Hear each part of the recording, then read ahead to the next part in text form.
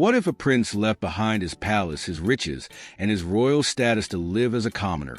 What if he struggled, worked, and learned the true meaning of leadership? Not from books, but from the people he was meant to rule. This is the incredible journey of Prince Juba, a ruler who had to serve before he could lead.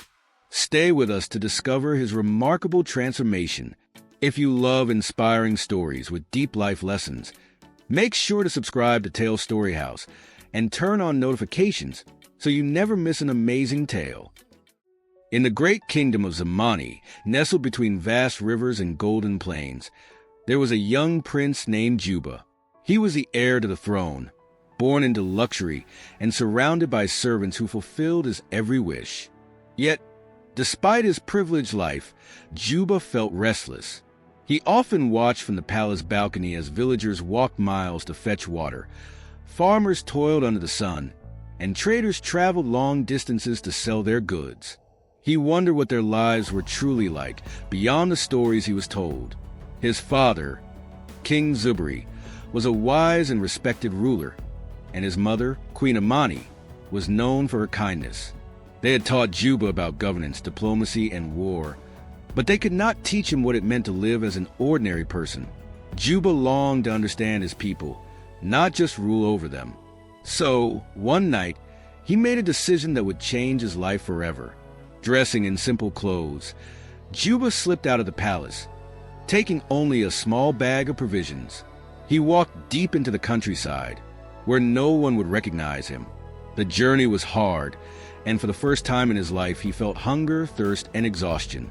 By morning, he reached a village where people rose early to tend to their daily tasks. No one paid attention to him. He was just another traveler among them. Juba found shelter with a kind old farmer named Baba Kofi, who offered him a place to stay in exchange for work. The prince, who had never lifted anything heavier than a ceremonial sword, now carried baskets of yams, fetched water, and built fences under the scorching sun. His hands, once soft, became calloused. His feet, accustomed to palace rugs, grew sore from walking on rough ground. But despite the hardships, he felt something he had never felt before: purpose. Days turned into weeks, and Juba became part of the village. He listened to the struggles of the people. The lack of good roads, the unpredictable rainfall, the unfair taxes imposed by corrupt officials. He saw mothers sacrificing meals for their children, young boys working instead of going to school, and elders who could no longer farm but had no one to care for them. Among the villagers was a young woman named Zuri. She was strong, intelligent, and deeply respected. She taught the children to read and helped resolve disputes in the village. Juba admired her wisdom and compassion. She, in turn, noticed his willingness to work hard and learn, despite being an outsider. She often told him, "A true leader is one who serves his people, not one who demands service." Her words stayed with him. One day, a group of palace guards arrived in the village, demanding higher taxes. The people pleaded, explaining that the harvest had been poor and they barely had enough to eat. The guards ignored them, threatening to take their livestock if they did not pay. Juba watched in anger. He knew that his father would never allow such cruelty, but he also realized that not all of his officials governed with fairness. That night, Juba made a vow. He would not return to the palace as the same man who left. He had to be a different kind of leader, one who understood his people's struggles and worked to change their lives for the better. After several months, Juba decided it was time to reveal his true identity. He gathered the villagers and stood before them. With a steady voice, he said, "I have a confession. I am not just a traveler. I am Prince Juba, heir to the throne of Zamani." There was silence, then murmurs of disbelief. Zuri stepped forward, looking at him with questioning eyes. "Why did you come here?" she asked. Juba replied, "Because I wanted to learn what it means to serve before I rule.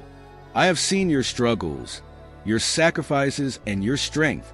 You have taught me more than any royal court ever could. And I promise, when I return to the palace, I will fight for you." True to his word, Juba returned home and spoke with his father. He told King Zubri of the corruption he had witnessed, of the burdens the villagers bore. The king, though shocked by his son's journey, was proud of his wisdom and courage. Together, they reformed the tax system, removed dishonest officials, and built better roads and wells for the people. Juba never forgot the lessons he learned. When he became king, he ruled with fairness and compassion. He often visited villages in disguise, ensuring that his people were treated justly. His story became a legend, and generations after him spoke of the prince who left the palace to live among his people, proving that a true leader serves before he rules. A true leader is not one who sits above his people, but one who walks among them, understands their struggles, and works to improve their lives. Juba learned that leadership is about service, not power, and that wisdom comes from experience, not privilege. His story teaches us that humility, empathy, and a willingness to learn are what make a great ruler, or a great person in any position of responsibility. If you enjoyed this story and want to hear more inspiring tales, don't forget to like this video, share it with your friends, and most importantly, subscribe to Tales Story House. Turn on the notification bell so you never miss an amazing story. Until next time, keep learning, keep growing, and keep believing in the power of great stories.